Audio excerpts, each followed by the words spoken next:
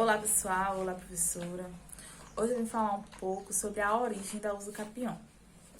A usucapião surgiu na Roma Antiga, com as ideias de que as ações se prescreviam com o passar dos tempos.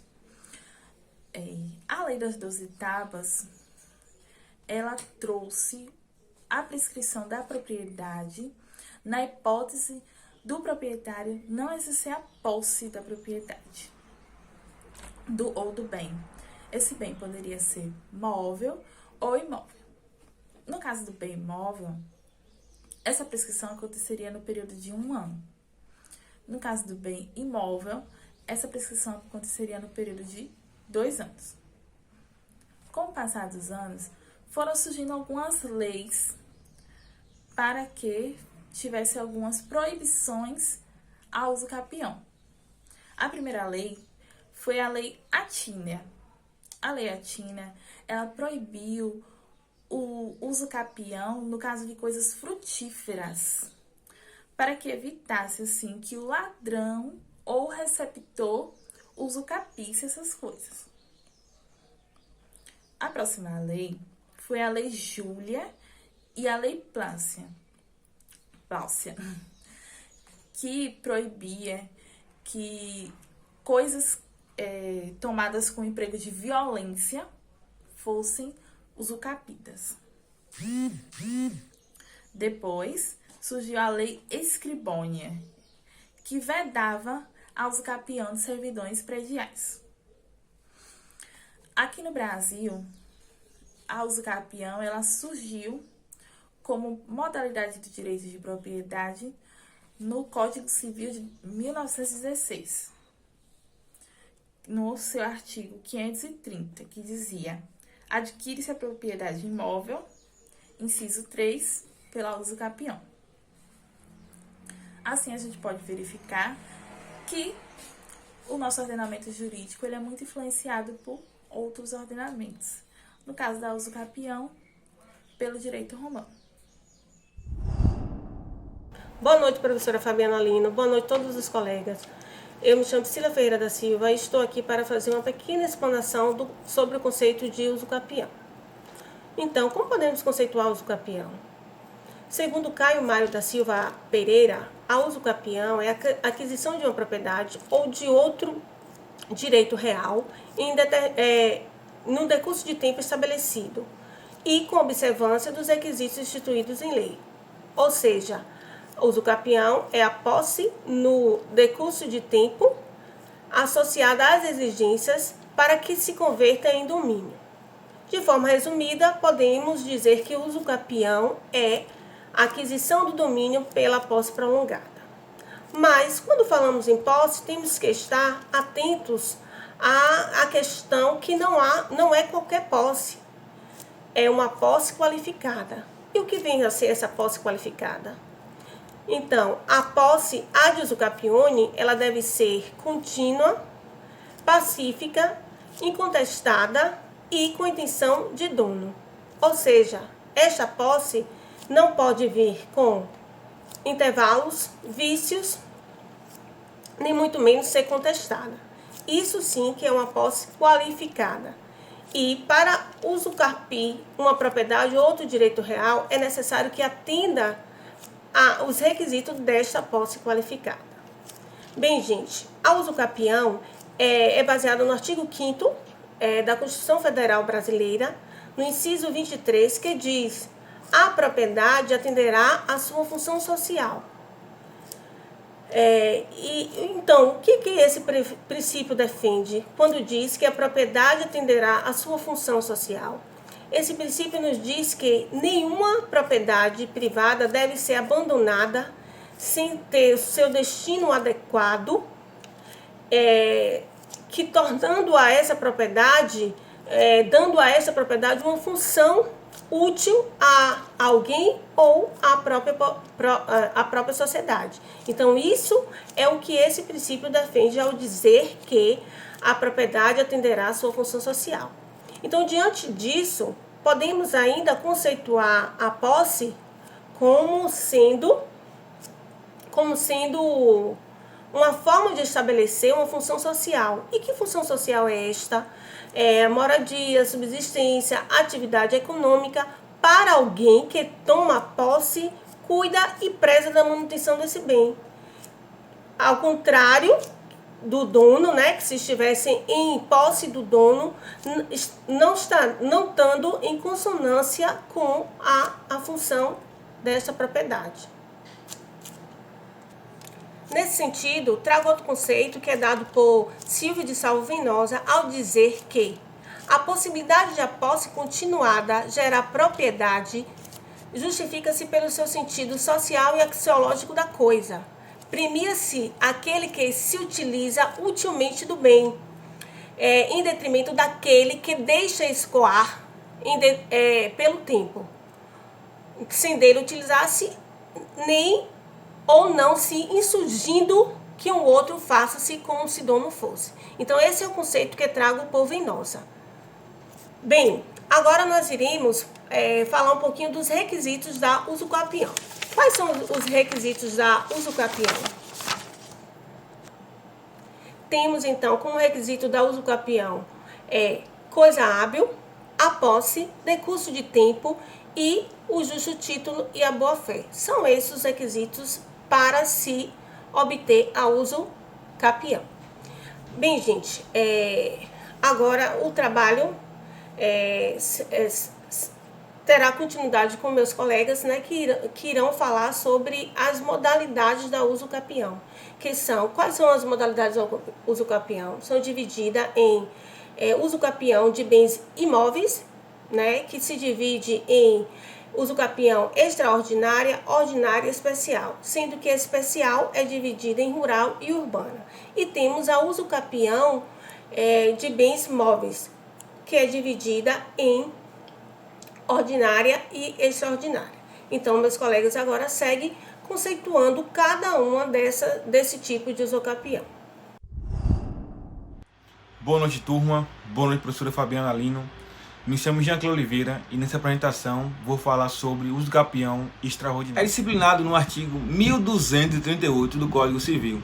Seus requisitos são de 15 anos, que poderá ser reduzido se o possuidor houver estabelecido no imóvel sua moradia habitual ou nela realizar obras ou serviços de caráter produtivo, exercido com o animus dominus, de forma continuada, mansa e pacífica. Dispensa-se a existência de justo título e boa-fé, podendo requerer ao juiz que assim o declare por sentença, a qual servirá de título para o registro no cartório de registro de imóveis. Esse tipo de prescrição tem como precedente histórico a Prescriptie Longe Templores e a Longimin Templores, que chegou a ser de 40 anos, e a prescrição in memoriam, posse de cujo começo não houvesse memória entre os vivos.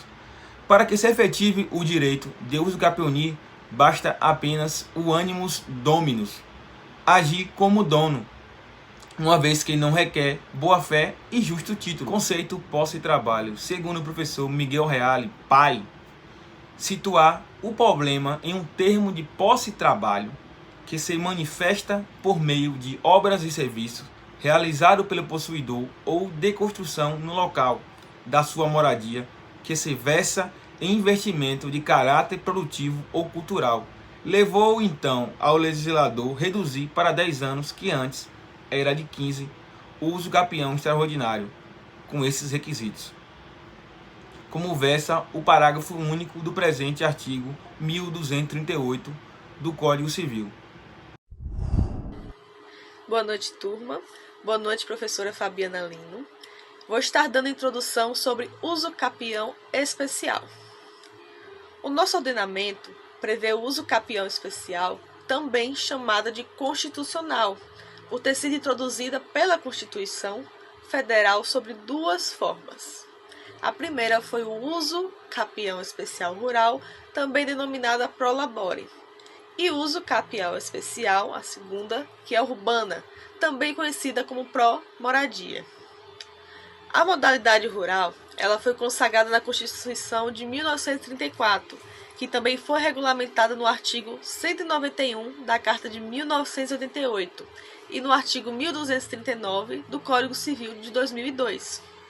Já o uso capião especial urbana constitui inovação e foi trazida pela atual Constituição, estando então regulamentada em seu artigo 183 e também no Estatuto da Cidade-Lei 10.257, de 10 de julho de 2001, artigo 9º e 10, assim como também está no artigo 1240 do novo Código Civil. Uso capião especial urbana foi uma inovação trazida pela Constituição de 1988, regulamentada pelo seu artigo 183, que diz: aquele que possuir como área urbana 250 metros quadrados após 5 anos ininterruptamente e sem oposição, utilizando-a para sua moradia ou a moradia de sua família, adquirir-lhe-á o domínio, desde que não seja proprietário de outro imóvel urbano ou rural. Gente, olha que interessante. Só tem legitimidade a pessoa física, pois pessoa jurídica tem sede e não domicílio e não tem família, ou seja, não tem legitimidade para arguir uma prescrição aquisitiva. Gente, e o prazo de 5 anos é válido depois da vigência da nova Constituição e ele não retroage, tá? É visto também que o título de domínio será transferido independente do estado civil da pessoa. Vale lembrar também que esse direito não será reconhecido ao novo possuidor mais de uma vez e os imóveis públicos não serão usucapidos. Lembrando que essa espécie não se aplica a terreno urbano sem construção, pois o requisito é para a moradia do possuidor ou da família. E por final, o brasileiro nato e o naturalizado pode usucapiar. Já o estrangeiro tem que ser residente do nosso país. Olá, turma, boa noite. Boa noite, professora Fabiana Lino. Eu sou Ana Cláudia Andrade. Dando continuidade à apresentação, estarei falando sobre a Lei de Uso Capião Indígena. Antes mesmo do Código Civil de 2002, antes mesmo da Constituição Federal de 1998, o Estatuto do Índio de 1973 já previa uma modalidade específica de uso capião, a chamada uso capião indígena. O Estatuto do Índio, na Lei de número 6.001 de 1973, no artigo 33, diz assim, o índio integrado ou não, que ocupe como próprio, por 10 anos consecutivos, trechos de terra inferior a 50 hectares, adquirir-lhe-á a propriedade plena. Depois do reconhecimento da usucapião especial urbana, a usucapião indígena entrou em desuso, porque já não faz mais sentido ter a aquisição da propriedade. Para alguns doutrinadores, ela é tida como ineficaz, pois não há motivo de um indígena esperar um período de 10 anos para usucapiar uma área inferior a 50 hectares. Pela lei indígena, se pela lei de usucapião rural, apenas com 5 anos ele se tornaria possuidor dessa propriedade. A única vantagem que alguns doutrinadores veem na lei indígena é que a mesma não exige que o titular não seja dono de outro imóvel. Os requisitos são: a pessoa tem que ser indígena, não importa se esteja integrado ou não à sociedade, o imóvel deve ter no máximo 50 hectares, a posse por 10 anos e atender aos requisitos da posse da usucapião, que é posse justa, ininterrupta, sobre coisa hábil, incontestável pelo prazo de 10 anos. Boa noite, turma. Boa noite, professora Fabiana Lino. Eu me chamo Anderson Rocha. Eu vou falar para vocês um pouco mais da modalidade de uso capião especial rural. Essa modalidade ela tem base legal prevista no artigo 191 da Constituição Federal, nossa Carta Magna, e também do artigo 1239 do Código Civil de 2002. E aí surge a dúvida: quais os requisitos o indivíduo ele precisa preencher para poder dar entrada numa ação de uso capião na modalidade rural? ele precisa preencher pelo menos 3 requisitos. Quais são eles? O primeiro requisito é o lapso temporal. O indivíduo ele precisa ter pelo menos 5 anos em posse desse imóvel, desse terreno. Essa posse ela tem que ser contínua. O segundo requisito é que essa posse ela tem que ser mansa e pacífica. Não pode existir nenhum tipo de esbulho, de turbação, nenhuma ação contra esse indivíduo para que venha querer tomar posse desse terreno, ou a reintegração, ou a manutenção. E o terceiro requisito é o animus domini. O que é o animus domini? Nada mais é do que a vontade de ser dono. Esse indivíduo ele precisa demonstrar a vontade de ser dono desse imóvel. Como demonstrar a vontade de ser dono? Necessariamente ele precisa morar nesse imóvel ou morar e trabalhar. E nesse de morar e trabalhar, né, ele precisa pelo menos, né, criar algum animal, plantar alguma coisa, ter algum meio de subsistência nesse imóvel. Essa terra ela não pode ultrapassar 50 hectares, diferente da modalidade urbana, que na modalidade urbana ela não pode ultrapassar 250 metros quadrados, né? E aí, como provar a posse desse terreno?